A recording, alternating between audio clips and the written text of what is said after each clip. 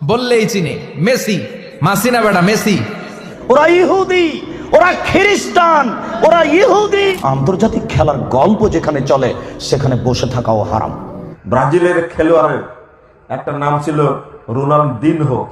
এই শয়তানের একটা বক্তব্য প্রচার হয়েছিল, জন্ম নিলেই মেরে ফেলে দিতে হবে। আমেরিকার ওই কুত্তারা ফুটবল বিশ্বকাপের এই টাকা ইনকাম করে। হালাল বিনোদন, এটা ইসলাম জায়েজ রেখেছে। আর্জেন্টিনা ব্রাজিল শুধু আমি নয়, সারা পৃথিবীর ইমাম। এভাবে হাদিসের ব্যাখ্যা করলে সব খেলাধুলায় নিষিদ্ধ হয়ে যাবে।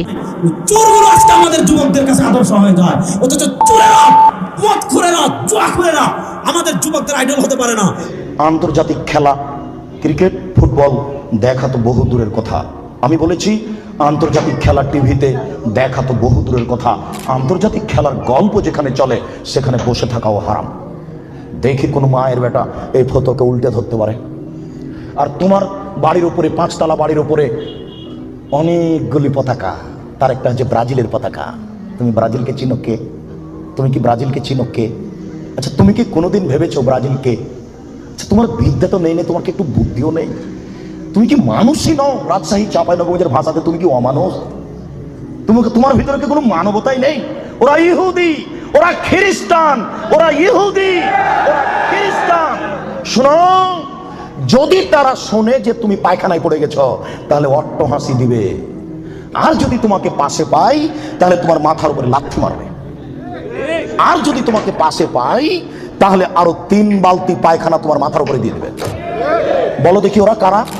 ওরা ইহুদি, ওরা খ্রিস্টান, ওরা জন্মসূত্রেই তোমার শত্রু।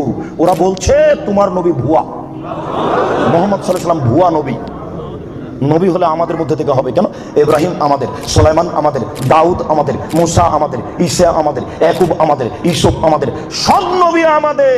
মোহাম্মদ নবী হলে ইহুদি খ্রিস্টানদের মধ্য থেকে হবে, আমাদের মধ্য থেকে হবে। আরে মোহাম্মদ নাকি পৌত্তলিকের মধ্য থেকে হয়েছে। ছি ছি ছি ছি ছি, এ কেন নবী হবে? ছি ছি ছি ছি ছি, এ ভুয়া নবী। তুমি তার পতাকা মাথার উপরে তোলো কাপুরুষ। তোমার বিদ্যাকে আমি কবর দিতে এসেছি, তুমি মনে রেখো তোমার আমি কিছু না কিছু উপকার করবই করবো ইনশাআল্লাহ। শুনুন, দুনিয়াতে দুটি পাপ আছে, মানুষ না করাই পাপী। ফুটবল, ক্রিকেট, র্যাকেট খেলা যায় ওই সময়তে যখন টাকার হারজিত থাকবে না, শরীর চর্চা থাকবে তখন যায়। ফুটবল, ক্রিকেট, র্যাকেট, ভলিবল এগুলো খেলা যাবে ওই সময়তে যখন টাকার হারজিত থাকবে না, শরীর চর্চা হবে। আর যাতে শরীর চর্চা নেই, বসে বসে সময় কাটাই, এটা খুবই খারাপ। চৌসার, ছক্কা, লুডু, দাবা, পাঞ্জা, ক্যারাম বোর্ড, তাস, গেমস এইসব খেলায় যদি কেউ অংশগ্রহণ করে তাহলে সে তার হাতকে শরীর শুকুরের রক্তের মধ্যে ডুবিয়ে দিয়েছে। মোহাম্মদ সাল্লাল্লাহু আলাইহি ওয়াসাল্লাম বলেন, মান লাইবা বিল আরদি শির ফাকাদ খালায়াদাহু বিদামি খিনজির।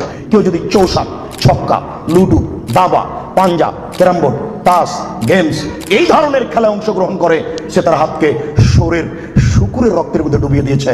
তুমি সাবধান থাকো। বহুদিন আগে পড়েছিলাম, ব্রাজিলের খেলোয়াড়ের একটা নাম ছিল রোনালদিনহো। এই শয়তানের একটা বক্তব্য প্রচার হয়েছিল যে ফিলিস্তিনে যত শিশু আছে জন্ম নিলেই মেরে ফেলে দিতে হবে। ফিলিস্তিনে লক্ষ লক্ষ মানুষ পাখির মতো মেরে ইহুদি খ্রিস্টানরা একবারে সাফ করে দিচ্ছে। তাতেও তাদের আত্মতৃপ্তি হয়নি। ওর ভাষ্য হলো যে জন্ম নিলে মেরে ফেলে দিতে হবে। বলেন, তাকে আপনারা ভালোবাসেন, এমন ভালোবাসেন ওর ছবি বুকে দিয়ে ঘুমান। আপনার সম্লজ্জা আছে? আপনার ঈমান আছে? কখন ঈমান চলে গেছে? বিশ্বকাপ ফুটবল তামাম বিশ্বে লক্ষ লক্ষ কোটি কোটি মানুষ অনাহারে অর্ধাহারে জীবন যাপন করছে, কিন্তু এই বিলাসপ্রিয় আরব গোষ্ঠী এই হারাম খেলা নিয়ে মেতে উঠেছে। আর কিছু কিছু লোক এই খেলাকে প্রমোট করছে। বিশ্বকাপ ফুটবল, এই ফুটবলের আয়োজন, এটা নেহায়েত অন্যায় কাজ, এটা হারাম নাজায়েজ কাজ। কোটি কোটি ডলার ব্যয় হচ্ছে, মরার পরে তাদের হিসাব দিতে হবে। তোমার বাংলাদেশের স্বাধীনতা লঙ্ঘন করে আর্জেন্টিনা ব্রাজিলের পতাকা টাঙ্গায়ও না, বেদিনের পতাকা টাঙ্গানো অনেক বড় গুনাহ। খেলা দেখো আর না দেখো। সৌদি আরবের হলেই যে সব একেবারে 1 নম্বর হবে, বিষয়টা এরকম নয়। জুয়া তো জুয়াই, হারাম তো হারামি। যেই পক্ষেরই হোক, কোন পক্ষকে সাপোর্ট দেওয়ার কোনো বৈধতা আপনার নাই, বুঝছেন কিনা? আপনার পছন্দ হতে পারে, নাও পছন্দ হতে পারে, আপনার পছন্দ হলেও কি না হলেও কি, অরিজিনাল কথা হচ্ছে সৌদি আরব হোক, ওই দেশ হোক, সেই দেশ হোক, যেই দেশ হবেই হোক না কেন, এই খেলার সিস্টেমটাই হচ্ছে জুয়া সিস্টেম। এই জুয়াকে সমর্থন দেওয়া হারাম, এটাতে অংশগ্রহণ করা হারাম, এটাকে সমর্থন দেওয়া হারাম, এটাকে সাপোর্ট করাও হারাম। যারা আর্জেন্টিনা ব্রাজিল সাপোর্ট করো, আমি মিয়াজি বলে যাই, জেনে রাখো এদের 14 গোষ্ঠী জাহান্নামে। তোরা যদি তওবা করে না মারা যা, তোদের 14 গোষ্ঠী তোরাও যাবি জাহান্নামে। যারা বিশ্বকাপ দেখে সারাটা সময় পার করছো, তোমার কাছে আমার প্রশ্ন, যুবক, এই যে হায়াতের সময়গুলো ফুরাচ্ছ, আল্লাহর কাছে যখন দাঁড়াবা, জবাব দেওয়ার মতো কোনো জবাব কি তোমার কাছে আছে? আমেরিকার ওই কুত্তারা ফুটবল বিশ্বকাপের এই টাকা ইনকাম করে তোমার ইমানদার ভাইয়ের বুকে গুলি মারবে, গুলি মারবে, ইমানদারের রক্ত ঝরাবে, তোর টাকা দেবে, তোর টাকা দেবে। একটি বিশ্বকাপ ফুটবল খেলার সাথে শুধু আব্বাইটা খেলা না, তোমার যদি কলিজা থাকে, বিবেক থাকে, তুমি খবর নিও, এই বিশ্বকাপ ফুটবল খেলার সাথে কোটি কোটি কোটি কোটি ডলারের, কোটি কোটি ডলারের মদের বিক্রি হবে। এই খেলার প্রত্যেকটা গ্যালারিতে অজস্র অগণিত মানুষ মদ পান করবে, এর সাথে মদের গভীর সম্পর্ক। 2 নাম্বার, এই ফুটবল খেলার সাথে 3টা দেশে, এই আমেরিকা, কানাডা, মেক্সিকো, এই 3 দেশের যেই প্যাভিলিয়ন মানে যেই গ্যালারিগুলোতে খেলা হবে, প্রত্যেকটার আশেপাশে শত শত হোটেলে নর্তকী নারী ভাড়া থাকবে, যারা জিনা আর ব্যভিচার করবে, যারা পুরুষের সাথে রাত কাটাবে, বিশ্বকাপ উপলক্ষে ইনকাম করবে, ওই ইনকামের ট্যাক্স ওই দেশগুলোও উপার্জন করবে। তার মানে এর সাথে নারীর বেশ্যাবৃত্তি, অসভ্যতা, জিনা আর ব্যভিচারের সম্পৃক্ততা আছে। 3 নম্বরে, এই ফুটবল বিশ্বকাপের সাথে কোটি কোটি টাকার অনলাইনে জুয়া, জুয়া অনলাইনে খেলোয়াড়ের নাম ধইরা, দলের নাম ধইরা জুয়া খেলা হবে। এই জুয়া খেলা তো সারা পৃথিবী জুড়বে। তাহলে একটি খেলার সাথে খেলাধুলা, এটাও তামাশা। 3 দেশে 3টা বিশ্বকাপ উপলক্ষে উদ্বোধনী অনুষ্ঠান হবে। এই 11 তারিখে অনুষ্ঠানের মধ্যে 3 দেশের উদ্বোধনী অনুষ্ঠানে খেলা হইল ফুটবল, অথচ নাচবে অর্ধ উলঙ্গ নর্তকী, উদ্দাম নাচবে। নাচের সাথে খেলার কি সম্পর্ক? আব্বা, ফুটবলের সাথে নর্তকীর দেহের কি সম্পর্ক? বলো না আব্বা, তুমি কি লজ্জা শরমের শেষ অংশ? আজকে কোথাকার কোন মুশরিক, কোথাকার কোন বেঈমান, কোথাকার কোন কাফের, কোথাকার কোন ফুজ্জার, যার জন্মের ঠিক নাই, তার জন্মের ঠিক নাই, তার বাপের জন্মের ঠিক নাই, তার দাদার জন্মের ঠিক নাই, তার 14 গোষ্ঠী কারোর জন্মের ঠিক নাই, এরকম লোকেরা আজকে আমাদের তরুণদের আইডল, তরুণদের আদর্শ, তরুণদের কাছে সেলিব্রিটি হয়ে যায়। আর বাংলাদেশে এই জুয়াকুর মতকুর যেগুলোর কাছে আদর্শ নাই, সামান্য টাকা দিলে বাথরুম উদ্বোধনের জন্য চলে আসবে, সামান্য টাকা দিলে জুয়ার হেড করে, যাদের কাছে আদর্শ নাই, নৈতিকতা নাই, ওই চোরগুলো আজকে আমাদের যুবকদের কাছে আদর্শ হয়ে যায়। অথচ চোরেরা, মদখোরেরা, জুয়াখোরেরা আমাদের যুবকদের আইডল হতে পারে না। আমাদের যুবকদের আইডল হবেন বিশ্বনবী মুহাম্মদ রাসূলুল্লাহ সাল্লাল্লাহু আলাইহি ওয়াসাল্লাম। আমাদের যুবকদের আইডল হবেন সিদ্দিক আকবর, ওমর ইবনুল খাত্তাব, ওসমান গনি, সাহাবায়ে কেরাম হবেন আদর্শ। কোন চোর ডাকাত আমাদের যুবকদের আদর্শ হতে পারে না। তাহলে আমাদের নবী আমাদেরকে কেউ বেশি ভালোবাসেন? এত মর্যাদাবান নবী, সুবহানাল্লাহ। বলেন আমাদের নবী, সবাই বলেন আমাদের নবী বেগুনাহ। বলেন আমাদের নবী, সবার মুখ থেকে আওয়াজ পাই, এটা আকীদারে ভাই, এটা না শিখলে আপনার যদি বিশ্বাস ঠিক না থাকে আল্লাহ আমল কবুল করবেন না। আমল কবুল হতে হলে আগে বিশ্বাস ঠিক করতে হবে। বলেন আমাদের নবী নিষ্পাপ। বলেন আমাদের নবী নিষ্পাপ, নিষ্কলঙ্ক, পুত পবিত্র, তার কোনো ছোট গুনাহ নাই, বড় গুনাহ করার প্রশ্নই আসে। তাহলে বললাম কি? বলেন আমাদের নবী 1 নম্বর বলেন নিষ্পাপ, নিষ্কলঙ্ক, পুত পবিত্র, তার কোনো ছোট গুনাহ নাই। নাম যার খেলা, নাম যার কি খেলা, খেলা তামাশা, এর মানেই হলো সিরিয়াস কোনো বিষয় না। অথচ সেই জিনিসটা আমাদের জীবনে এখন অত্যন্ত সিরিয়াস, অত্যন্ত গুরুত্বপূর্ণ বিষয়ে পরিণত হয়েছে। কতটা সিরিয়াস, কতটা গুরুত্বপূর্ণ? এটাকে ঘিরে আত্মহত্যার ঘটনা ঘটে, এটাকে ঘিরে মারামারির ঘটনা ঘটে, এটাকে ঘিরে যে উন্মাদনা হয়, সে উন্মাদনাগুলো এতটা ভয়াবহ আকার ধারণ করেছে যে 2022 সালে কাতার বিশ্বকাপে ব্যয় হয়েছে $220 বিলিয়ন। কত? $220 বিলিয়ন খরচ হয়েছে 2022-এর বিশ্বকাপে। গোটা পৃথিবীতে যত মানুষ ক্ষুধার্ত থাকে সে মানুষের সংখ্যা 82,80,00,000। এই মানুষগুলো ক্ষুধার্ত থাকে, খাবারের অভাবে কষ্ট করে। বিশ্ব খাদ্য সংস্থার নির্বাহী পরিচালক ডেভিড বিসলি তিনি বলেছেন, সমাজের মুসলিম হিসাবে ভালো মুসলিম নয়, আর যারা খেলে তারাও মুসলিম হিসাবে কোনো ভালো মানুষ নয় মুসলিম হলো, এটা আমি বিশ্বাস করি। আর এটি বুঝেছেন। আর খেলাধুলায় মেতে থাকাটা একটা এমন মুসলিম যে সময়ের মূল্যায়ন করে, সময়কে দুনিয়া আখিরাতের উপকারী কাজে লাগায়, তার আদর্শ মুক্তি হইতে পারে না। আর খেলার ক্ষেত্রে যেটা জিজ্ঞেস করলেন যে এই খেলাধুলা কি জুয়া হবে, তাতে যদি জুয়ার কোনো রকমের ধরন বা অবস্থা পাওয়া যায় যে এক পক্ষ থেকে নিয়ে আরেক পক্ষকে দেওয়া হচ্ছে, তৃতীয় পক্ষ তাদেরকে পুরস্কার দিচ্ছে না, বা তাদের যে পয়সাগুলি বা যা কিছু দিয়ে থাকে সেটা এক পক্ষ থেকে বা নেওয়া হচ্ছে, যারা হেরে যাচ্ছে তাদেরকেও তাকে দিতে হচ্ছে, তাহলে নিঃসন্দেহে জুয়া, তাহলে নিঃসন্দেহে জুয়া। হার জিতের বিষয়, আর হেরে গেলে তাদের আর্থিক লস হয়ে গেল, তাদের কিছু টাকা তাতে ফান্ডিং করতে দিতে হয়েছে, আর সেখানে হেরে যাওয়ার কারণে ক্ষতিগ্রস্ত, আর এক দল যা দিয়েছে তার চেয়ে অনেক বেশি পেয়ে গেল। এরই নাম হচ্ছে জুয়া, এরই নাম হচ্ছে কিমার, এরই নাম হচ্ছে মাইসির, আর জুয়া হারাম। আল্লাহু আ'লাম। জি, তো এরকম আর্জেন্টিনা ব্রাজিল শুধু আমি নয়, সারা পৃথিবীর ইমাম, তাদের জবান দিয়ে হক কথা বের হতে হবে।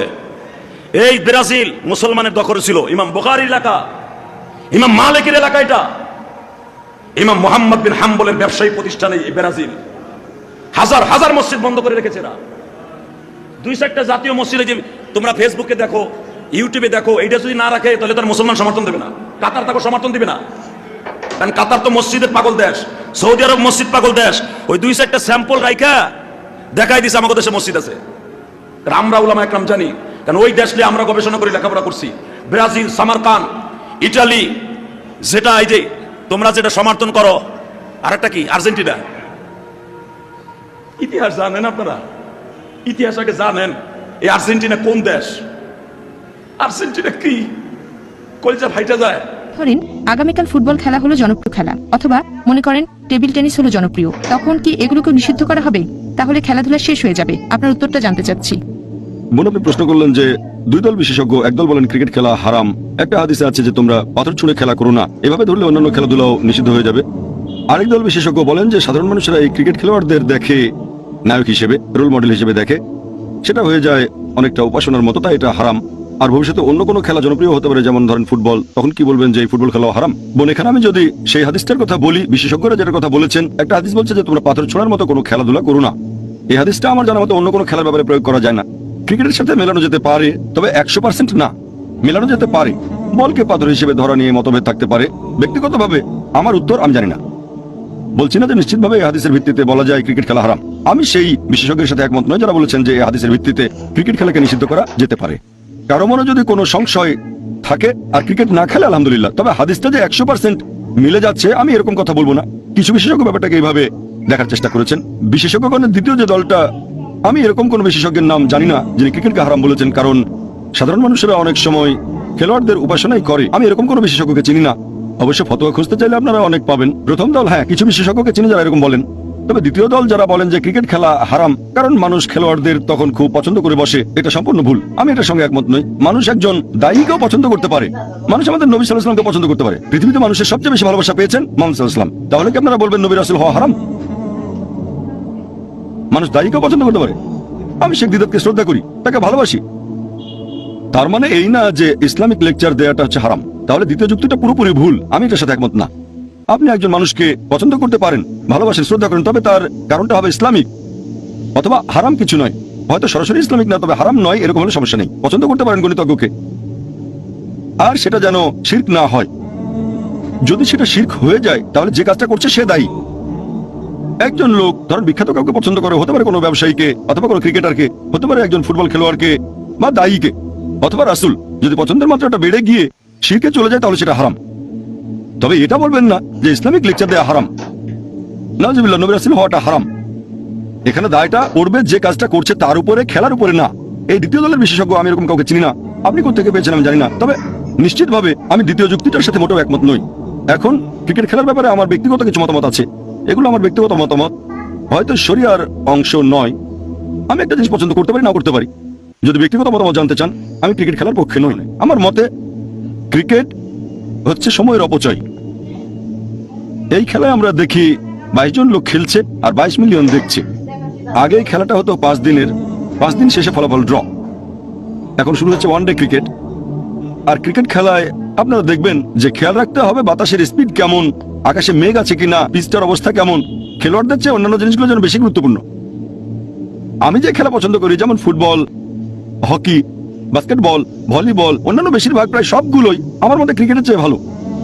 যে খেলাগুলোকে আমরা হালাল বলে ধরেছি, হারাম খেলাগুলো বাদ দেন, যেমন জুয়া খেলা, যদি এটাকে খেলা বলেন, তবে আমার মধ্যে অন্যান্য খেলাগুলো, আমি যেসব খেলার কথা জানি, ফুটবল খেলেন 1.5 ঘন্টা, সাথে সাথে রেজাল্ট, ভালো এক্সারসাইজ, স্ট্যামিনা বাড়ে। আর ক্রিকেট খেলায় যারা এই খেলা দেখছে তারা মন্তব্য করছে অনেক সময় ধরে খেলা হয়, আর খেলাটা ব্যয়বহুল, আপনার লাগবে লেগ গার্ড, তারপর লাগবে প্যাড, লাগবে এই গার্ড ওই গার্ড, হেলমেট। আমার জানা মতে ক্রিকেট হচ্ছে পৃথিবীর সবচেয়ে ব্যয়বহুল খেলাগুলোর মধ্যে একটা। আমার মতে এটা সময়ের অপচয়। এখানে এক্সারসাইজ হয় খুবই কম। আরো কিছু খেলা আছে যেগুলো অনেকটা ক্রিকেটের মতোই। তবে ক্রিকেটের ব্যাপারে বলবো, আমি চাই না যে ইসলামিক ইন্টারন্যাশনাল স্কুলের ছাত্ররা এই খেলাটা খেলুক, তারা অন্য খেলা খেলতে পারে। তবে আমি এই কথা বলছি না যে এটা হারাম, নিষিদ্ধ। যদিও আমি পছন্দ করি না, খেলাটা অপছন্দ করি, বলতে পারি না যে এটা ইসলামে হারাম। বলতে পারি আমার ব্যক্তিগত দৃষ্টিভঙ্গি অনুযায়ী ক্রিকেটটা খেলা উচিত না, তবে বলতে পারবো না যে ইসলামে এটা হারাম, এমন কথা বলিও নি। কিছু বিশেষজ্ঞ যদি হাদিসের ভিত্তিতে এরকম বলেন, তারা দায়ী থাকবেন, সঠিক হতে পারে, আরো ভুলও হতে পারে, আল্লাহ মালুম। তবে আমার মধ্যে এটা সময়ের অপচয়। বিশেষ করে মুসলিমরা, এখনকার ভারতের বেশিরভাগ মুসলিমের প্রিয় খেলা ক্রিকেট। যে খেলতে পারছে না সে কি করছে, দর্শক হিসেবে যোগ দিচ্ছে আর মন্তব্য করছে, আরে গাভাস্কার ওভাবে খেললো কেন, এইভাবে কাটটা দিলে তো পারতো, লেগ সাইড দিয়ে। ফুটবলে তারা মন্তব্য করতে পারে না। ফুটবল খেলা খেলবেন, উপভোগ করবেন, আর ক্রিকেট খেলায় মন্তব্য করবেন। মানুষজন রেডিওতে খেলা শুনে, এটা আসলে সময়ের অপচয়। 22 জন খেলছে আর 22 মিলিয়ন সেটা দেখছে। আমি ব্যক্তিগতভাবে ক্রিকেটের বিপক্ষে, তবে বলবো হালাল বিনোদন এটা ইসলাম জায়েজ রেখেছে। অনেকে আমরা বিনোদনটাকে হারাম মনে করি, এরকম আছে না নাই?